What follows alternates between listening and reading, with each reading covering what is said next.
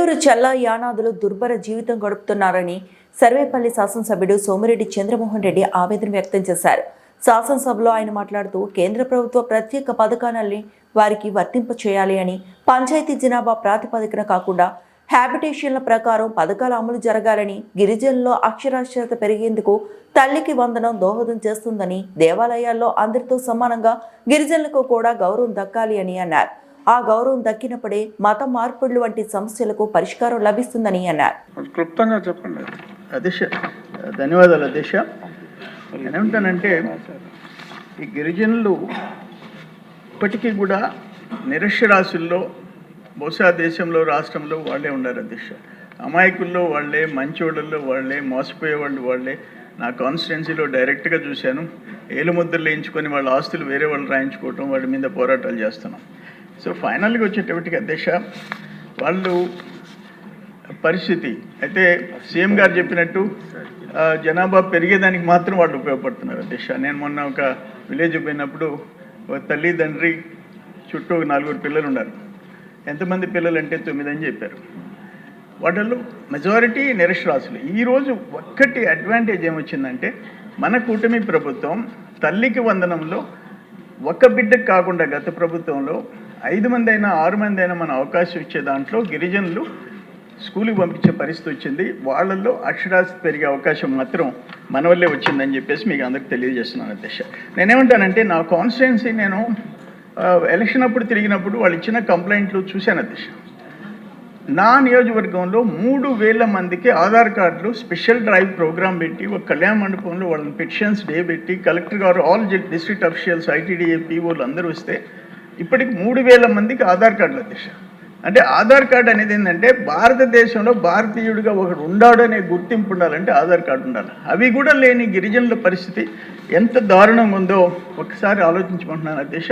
నేను దాదాపు 10 కాలనీలు 10 పామ్ ఆయిల్ కంపెనీస్కి ఒక్కొక్క కాలనీ ఒక్కొక్క కంపెనీకి అడాప్ట్ చేయించాను అధ్యక్ష. సిఎల్ కంపెనీ బ్రహ్మాండంగా అడాప్ట్ చేసుకుంది అధ్యక్ష.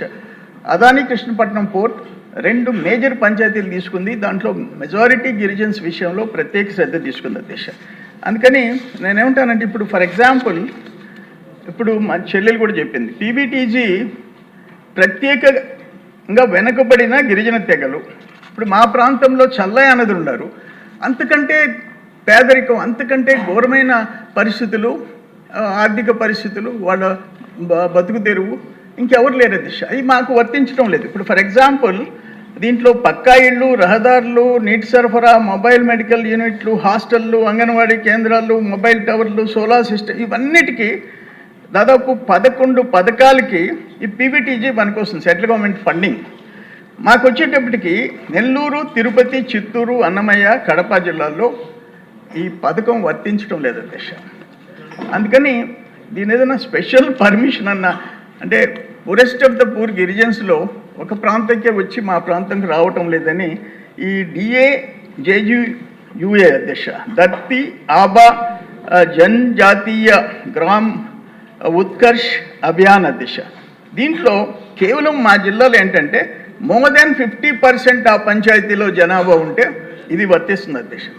కేవలం నెల్లూరు జిల్లాలో 29 గ్రామాలకు మాత్రమే ఇది వచ్చింది అధ్యక్ష, కొరవ గ్రామాలు. నేనేమంటానంటే అట్లీస్ట్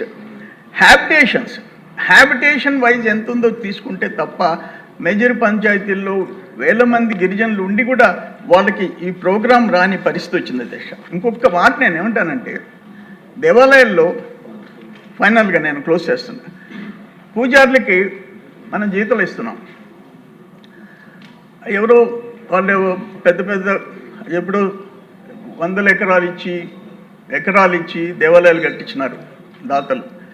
ఇప్పుడు నేనేమంటాను, ఆడకు పోయిన తర్వాత ఏదో ఒక రెడ్డి గారు, ఒక నాయుడు, ఇంకెవరో చౌదరి వస్తే వాళ్ళ ఏంటి మా పుష్పాలు, మా గోత్రాలు ఇవన్నీ అడగటం, హారతులు ఇవ్వటం, చెడుగోపురం పెట్టడం. ఎస్సీలైనా ఎస్టీలైనా ఒక క్లియర్ డైరెక్షన్ అధ్యక్ష. అదేవిధంగా మమ్మల్ని ఎట్లా ట్రీట్ చేస్తారో అదేవిధంగా వాళ్ళని కూడా ట్రీట్ చేసినప్పుడే వాళ్ళకి ఆ దేవుడి మీద నమ్మకం, మతాలు మార్పిడి లేకుండా ఉంటాయనేది అది కూడా ఆలోచించాల్సిన విషయం అని మీ ద్వారా తెలియజేసుకుంటూ సెలవు తీసుకుంటున్నాను అధ్యక్ష.